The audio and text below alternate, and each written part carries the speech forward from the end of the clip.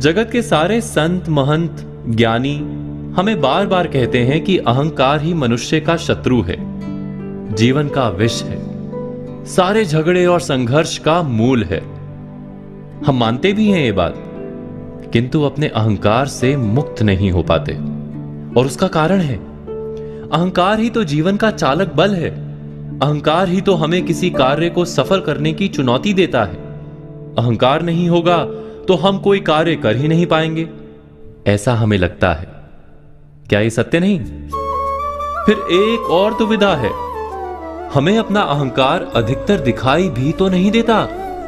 दूसरों का अहंकार हम देख लेते हैं, किंतु अपने अहंकार को हम या तो आत्मविश्वास कहते हैं या क्रोध कह देते हैं। जो दिखाई ही नहीं देती ऐसी रस्सी को काटे कैसे?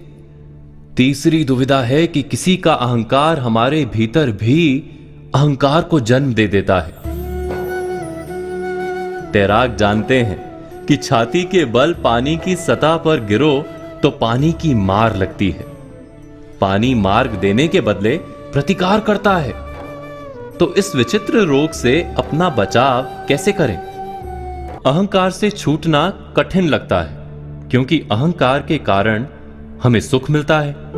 न केवल विजय में सुख मिलता है, बल्कि पराजय में भी हमें सुख मिलता है कि देखो कैसे हमने संघर्ष किया। क्या ऐसा नहीं होता? तो ये अहंकार किस भावना को कहते हैं? जब भी हमें अपने अस्तित्व पर खतरा दिखाई देता है, तुरंत ही हमारा अहंकार जागता है। समाज में एक सामाजिक अस्तित्व बनाते हैं हम, उस पर खतरा दिखाई देता है तो अहंकार जागता है। प्रेम को जीवन का आधार मानते हैं हम, उस पर खतरा आता है तो अहंकार जागता है।